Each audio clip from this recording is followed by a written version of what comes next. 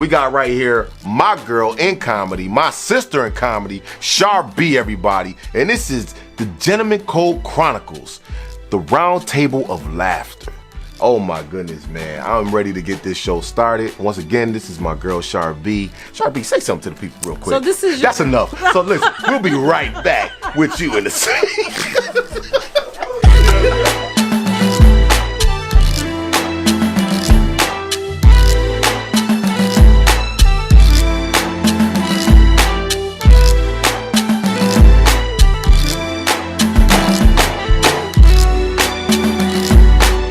What's up, family? You are now in the presence of the GCC crew. We are back with another amazing episode. We're going to call this one the Round Table of Laughter, featuring our special guest, Miss Char B. Oh! Give it up for Char. Welcome to the Last Supper. Alright, listen, before we get started, bro, you need some air conditioning because you sweating on top of your head. Bruh, I need some more Murray's grease. I thought I had waves this morning. That's why I put on my head this morning. I woke up, took my do-rag off. I said, Yes, do-rag? I still wear do-rag to this day. With a bald head. You gotta speak your hair into existence. Speak into existence. Okay. Listen, let me make a disclaimer. Y'all make sure I get y'all some toilet tissue, some Kleenex, and maybe a diaper. Because you don't know what is going to happen today. We don't know what's going to happen. So, Sean, let me ask you a question. What made you start doing... Well, thank you for having me first. Oh, I'm sorry, You I'm know crazy. what I'm saying? But bless you. Thank you for that. Okay. Let's rewind. Bring back selector. We just jump right into it. They didn't even warm you up yet. No movies, no dates, Right, no no, nothing. This is what they do. When they sex trafficking with you gotta get it on me first. So you might want to drop me back off. Oh, God. Did she say sex trafficking? She did say sex trafficking. I've been there. It was that venue we was doing I can't eat. We was doing a bachelor for Haiti with some Oh, ourselves. man, I remember that. Yeah, I only went for $25. $25, but they started off with 50 cents, so I think I was up there. Well, thank God for advancement. Right. Yeah, So, thank Char, God for wage. how did you get into being that comedian? Well, I don't even know. Just kind of woke up, one day and was like, I stayed in trouble. Like, my family was very funny. Right? So my grandmother would say, you always try to be a clown. Why don't you get paid? I was like, maybe not be a bad. That's right. Maybe not be a bad thing, Right, so I was right. kind of into comedy, making people, laugh. That we played the dozens. I grew up with my male cousins, and my brother, so I was always around. My cousins growing up and my brother, so always played the dozens. So I was kind of quick-witted. So and it's therapeutic. Like I don't have I don't have to pay a copay to go see someone. I say what you want to say. So for me, I don't know. I just started back. It was like explosion of like black comedy, like in '93. It's that Def era, right? Yeah. Just kind of came up and shout out to Talent. He gave me my first. Oh, that's mama. Right. Shout out to Talent here. Hey, yo. You need to come sit right here, Talent. You will forever be Butter from Sunset Park. Right. Oh, yeah. And always. Right. He's from New Jersey. He's from New Jersey. Give shout out to Talent. So it was around that time. Talent was doing shows here, and people, were saying, you're funny. You should try some comedy. So, one night he had every week he was doing. So people think that he just fell on the scene. He actually was putting in work. He's an OG. Right. Legend. Right. Yeah, he's probably the hardest working man I know. Exactly. So he was in the early '90s, and not to date myself, but '93 he was here doing a lot of shows in and out. And he gave me a shot. I didn't know how to write a joke, anything. I just knew I was going to do comedy. Got up there, he gave me the chance, and listen, that comedy bug kind of bit me. Did you have something already written, or you just went up there? Nothing. Just went up there, and actually I drilled someone, a guy in the audience. Because you're gonna have a heckler, right? So I got on, and I was sick that night, and I actually got on. He was like, "This is your chance. Go on stage." So I was like, "Okay." So the guy, you know, he in the back talking. I was like, turn the house lights on. I was like, what? I was like, you in here with this Shabba rank, you know, shirt on. Shabba. So He had a net shirt on with wool Kango.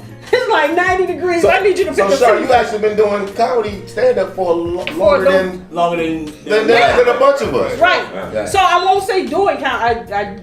My hand at comedy. I tried just getting on doing some open mics. So at the time, shout out to my boy Dean Edwards, also doing big things. Oh, Dean Edwards, yeah. Actually, he and I are really good friends. We actually were. Is he from Rochester? He's from Mount Vernon. Okay. So he was an army brat. So his father, you know, they were living in the area at the time. Right. And so I was going through a bad breakup. So my friends was like, "Oh, I got somebody you should meet." I was like, "Oh," and we hit it off as brothers and sisters, not in that, you know, in that aspect. And it was cool. And you know, he was like, "You need to move to the city. You can't stay here. You got to move because really now you have all these open mics and stuff." But we didn't have that platform. So it was a handful. Todd Anderson, shout out to them, rest in peace. He worked at DKX. He was doing comedy. Dean, Edwards, Judith Baker at the time. So it was like a handful of us. So, you know, we played a little. I think Oak Tree was probably the only club that was open at the time. You going back, ain't you? It's crazy how you don't know. Right. Like I didn't know all this. Like I really thought Char just not getting started. Right. I thought it was the Apollo. Right. Nope. So what happened was, and again, so if you want to say, within the last 9 years, I really just getting started because, again, back then I didn't know how to write a joke. So you just started really going hard. Right. And it was because of Yolanda Smiles. I saw Shout her. out.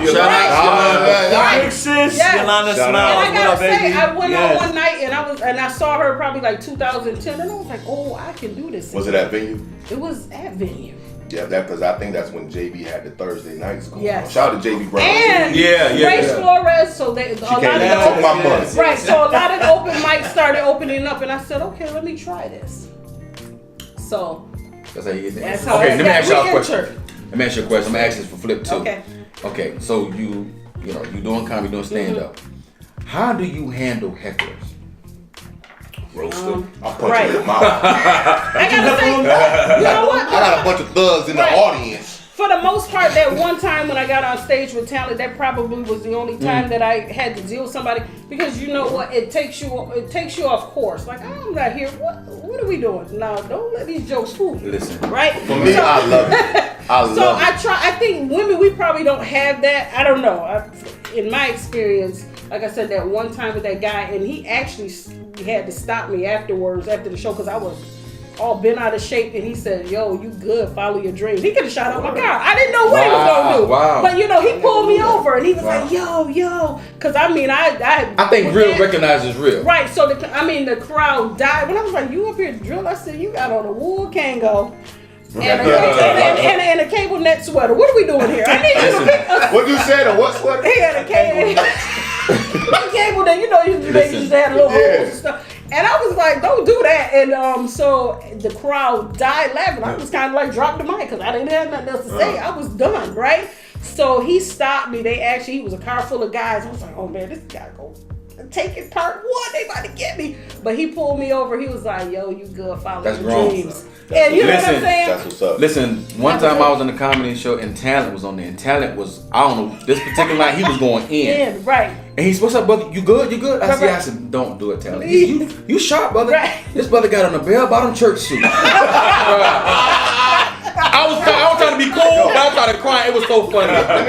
It was so funny, yo. He's a comedic genius. He really is. I'm gonna tell you, He really is. Like, you know, I watch a lot of comedy. And he's one of the ones, big up the time. Word, he don't get the props. He really doesn't. He really doesn't. And shout out to Talent too, because he sent me a video for the show. But anyway, he was like, he's the type that like, if something go wrong, he know how to save the show. Yeah, you know how to that's like, true. I see that over here. People don't understand. It's almost like preaching, but we get that raw. We just raw with it, and people don't understand that. So while you up there, your mind going, and if we see something, we got to talk about it because everybody else seeing it. So let me ask y'all, both you guys another question, because I love comedy. Like in my closet, I got Martin. I like old stuff. Right. And I started researching before the show. We started doing the show. I started researching. I said, okay, let's go back to old school. We're talking about what's the guy that died on Saturday Night Live. Belushi, Okay. John Candy, Yes. Blues Brothers. all the different comedians, and they all died like Richard Pryor. Different ones was on drugs, whatever. And I've heard this before, and I'm gonna ask you guys this. They say comedians have dark lives. I mean, when you say dark, what you mean? I think we all have darkness in our lives, but I think comedians know how to channel it and use it to their advantage and bring laughter. So because you gotta laugh at your pain. You know what I'm saying? So okay, I heard someone mentally ill. I heard someone mentally ill. You know. I'm mentally ill. Right. I'm just ill. He's an ill MC. I'm gonna let our guests answer that before I always wanted to ask that question. I'm gonna let our guests. I don't want mine in drugs. I want mine in food. I mean, look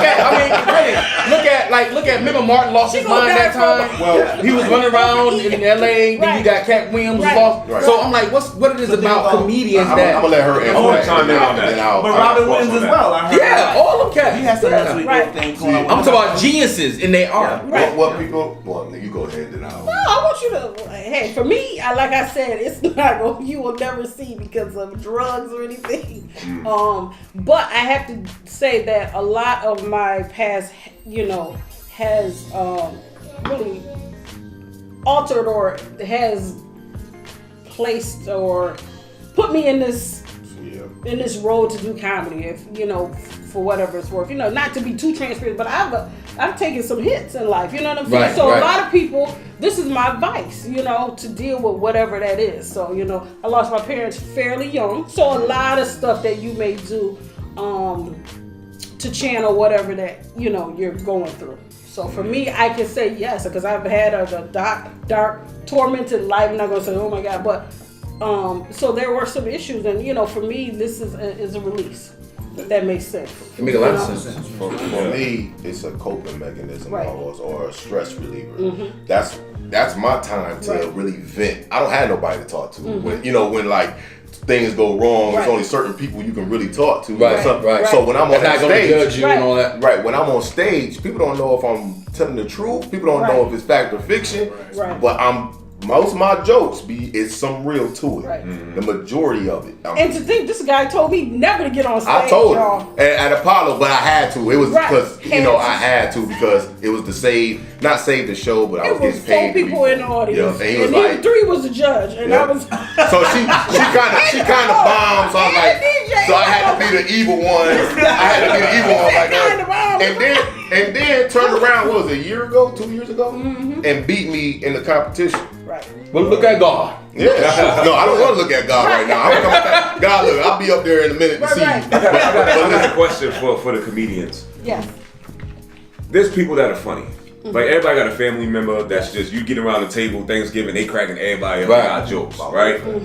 But what is it within you as an individual that would cause you to say, I'm gonna take this funny and I'm gonna put it on display. I'm gonna get on stage for me, and I'm gonna put it all out there. Because a lot of people are funny at home, but they ain't funny. They can't do it. Living room funny is different. It's different, right? Stage funny, right? For me, it's the blood, bro. Like, I really come from a family of pimps and tricks. I really come from that on my dad's side. My dad is actually the only person that came out on the church side and became the pastor, But my father never told me about all the other stuff. I had my uncles tell me about all the stuff. Him busting the lady in her head with a bottle and him coming up. You're breaking generational curses. Yeah, so you know what I'm saying? So I'm that one. I'm that black sheep. You know what I'm saying? The one that's like, dang, I can do this. I can play the church. I can do the church. Not play the church, but I know that church part and I know that hood part. I got the best of both worlds. So it's like, because everybody identifies with it. Yeah. Why. So you know what? I can use that to my advantage. And I always been, crazy in school. Like that was just me. I was just funny. I just couldn't help it. You know what I mean? But that wasn't my number one thing. My number one thing was acting. And it's still to this day, it's acting. It's just the fact that comedy is just in me. I just can't help it. Right. But it's in you, but you let it out. There's a lot of people that have that within them, but they don't have the courage to put it on display in the way that you do. Well, I had to see certain people do it in order for me to do it. Like I seen J Real do it. Shout out J Real. Yeah, once I seen J Real do it, I said, and there's no, nothing. I seen J Real do it and get laughs, and I seen and JB who created the platform for an Etch-a-Sketch that at the time it was Etch-a-Sketch. Right. It was like, oh shoot, he doing on comedy. He called me up and said, yo, you still funny? I don't know how to answer that. So I'm like, bro, let me go see what this thing like. I didn't like it at first, but once I hit that stage, Right. It was a whole. I'm like, oh, this is Like, what I know I'm for supposed me to as be. a rapper, like when I'm on that stage and I get feedback from the crowd and just Yes. being around people That and is- people responding to what I'm doing, it charges me Oh, up. yeah. We seen you charged up yesterday. You killed me Like yesterday. really, and I know it's the That's same it. way for a comedian. It definitely is. So would you say it's a passion? I mean to cut you off. It It's like a definitely Oh, passion. it's a passion. Okay. Because I've had people, you just never know. The camera is always on, right? Yes. So Right. many people that stop me and they're like, yo, I saw you. Like, it doesn't even matter from 8 to 80. Like, people are like, you're the one who does, you do comedy. So, and to have that validation is so great. I mean, I've had people, the one man, the guy wasn't even in the park. He was jumping out at Olive Garden. You said it wasn't in park. He in the handicap section, he would to jump out. I'm like, you with your wife? He was like, yo. And he was like, hey, I saw you. My husband, I done confused the That's man. what's He up. didn't realize that. You are the I did that on husband. Tops And that's one day. I what- saw on Tops, I was like, yo. Yes. Yo. You people The best validation. That is. Right? I don't get nothing out of you. Okay, yeah, you make money. Everybody do. They want to make money, but Right. your money comes and goes. Oh, yeah. But at the end of that night, when you done saved, people don't understand. Right. I had people that sent me letters, sent me messages, not letters, but messages saying like, "Yo, I really needed the laugh that night. I was really thinking about committing suicide. I was really thinking about this, and it's the honest God truth. I really had that. So that's what keep me going. Right. Yeah, that's what keep me like, you know what? This is my thing. My grandfather was like, before he passed away, he was like, "You're gonna be a preacher," but there's different ways of preaching. Right. Right. You know what I'm saying? People think preaching is behind a pulpit. We have to be behind a It's pulpit. different. Right? My grandmother told me that too. My brother did too. Yeah. I'm always You are gonna be- preaching. I'm glad that My they way. raised In your way. Yeah. I'm glad Oh, that yeah. they raised me the way that I brought up. Because now all it did was add to what I had. You know what I mean? And now back to Char B, because it's about Char B. It's about so, it. So I watched Char B. I think it was from the Apollo first. You started off as what was it? Sugar Mama. Sugar Mama. Right. Okay, sugar mom. Sugar Mama. I had to play a role in that, Yes. and I'm glad that you kept going. Right. You know what I mean? Even though I had to be evil, but that junk hurt, bro. I'm Right. like, that's not my repertoire to be, you know. Right. Wait, what I said? I can't even spell that word. Right. But anyway, Sound it out. right. Sounded out real slow. That's Right. not me to be that So evil. I'm so glad I didn't listen to this guy. Right. Right. I'm glad too. You done left it alone, right? I'm glad too. Yeah, You know what I I mean? had an off night. Okay, I didn't know my audience, which was the chairs. They didn't really, and I remember These girls said, She said with the chairs. No, bro, it It was was. that empty. it was the four of the chairs. Didn't know too much about Tupac because the DJ played a song and I went right into it. And I'm like, I'm talking to these little head kids that really don't know too much about, they don't know about Machiavelli, Yeah. So it was like, so you have to know your audience. Yeah. So that Yeah. was, That's why I mingle. Right. It's tricks to this stuff, bro. It's tricks to this stuff. Right. And if you don't understand, like I gotta go out and warm myself Yes. up. So I gotta be out here. So that's hey, how how you get a doing? feel of the crowd, Right. right? So you may, Yeah. so you may Right. see me at a show and I may not be talking because I'm like, yo, at this time I'm trying to get my mind right. Can you stop talking to me? You know what I'm saying? You're really I remember I trying got to get cussed out by into. Yolanda. You're trying Who's to. this? Make Right. me blurt this out. She said, "Who this?" Right? Hey, somebody come get this now. I'm like, Right. "Damn, y'all, this is me." Everybody want to talk to you, but you really have to prepare yourself mentally. I mean, because if you are a singer, you either can sing or you can't. Like comedy, Right. you can have a bad night. You know what I'm saying? An off night, or you can kill. You I can think be the that's worst. with everything. Yeah. That's with everything. Whether you're a musician, a singer, an athlete might have a bad game. Right. You know what I'm saying? And we're our own worst critics, right? I know I So am. I have beat Oh my myself God. up. That's like, my problem. Oh my God. I be like, "Dang, I didn't say this joke. Oh, I Right. could have said this." I'm glad you said that. Let me ask you a question. So, you've been in the game for how long? You said 9 years? About something 9, like yeah. that? They Okay. got me. What was your very first joke? Oh my gosh. Okay. So I was at what is this over in High Falls? They had a reggae club up there. It was a Caribbean club up there, High Oh, Falls. man, I remember you talking about. Right. Tone, so You know, Tone. Yeah. Tone. I can't remember Caribbean who was Chateau. Caribbean What I Chateau. tell you. Yeah. Got it. So this was Miss Barr was post. there. This was post. Give me a seat in the front. Put me in the front. And a red stripe. Right. In a wrist. Let me get some fried cabbage. I remember, because like I said before, I wasn't doing jokes. I would just get up there and you just start talking about anything. Right. So I got to say the first one was at Caribbean Chateau. I really had a set, and I talked about parents talking about how it takes a village to raise what it took two holes to make, right? So I thought that was fun. I was like, it takes a village to raise one, and then I went into kids. So that was my whole kids. When I started the kid. How about you, Flip? Mine was an intro. It was JB on a Thursday. Uh-huh. It was. I tried it for 3 minutes because I seen J Real go up and I said, "Man, put me up there. I don't care." What do you say? I'm so stupid. Yeah, but real, I seen J Real. J Real went up there and killed, and I was like, "Man, I'm tired of everybody going up and I ain't do nothing." You know what I'm saying? So then I was like, I went up there and all I did was just play with music, and I was just like, you could be. This person, you could be dead in the casket. You hear this song, it was like, yeah. And then I started talking about how my son started off ugly. And that's what got everybody. That's what got everybody. He started off ugly? My son started off, my oldest son started off ugly. About your own kid, But I can say that. That's my kid. You can't say that. I can say that. Don't you call my kid ugly. I can call him ugly. My son, I asked God for a receipt when he came. I had a friend who said his kid hair was nappy enough to be his. I was like, what? He said, that baby ain't mine. He found out that the kid wasn't his. He said, because the baby's hair was too good. I was like, what? He was like, no, that ain't too good. He said, all my kids got nappy hair. I don't know what this guy. He got to have that Black Panther hair like Chris.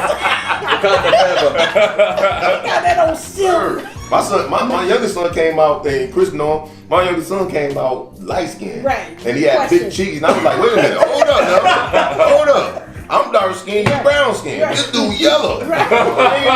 Nah. But then my sister, she's yellow, Right. and it's only, and we all dark. Right. So I don't know, she's adopted or something. I don't know shit. My dad put Clorox on something. DNA be jumping around. Bro, I don't know, bro. It's just crazy. But his voice deep and everything, and I'm just like, okay. Well. Yeah, your son's voice deep. He's deep. Yeah. I talked about that in school. I suppose I used to more soft. You gotta take the babies to the grandma because they're gonna tell you off the Yeah, cuff. they'll tell you right off. Oh, and how they be knowing? Like what? Like when I hit that age, I don't want to know. Like it's like God give you this. Here you go. Boom. You know. You are a prophet. Boom. It's like you take it. You know when the old person say, "I'm gonna be frank with you." Listen. Yeah.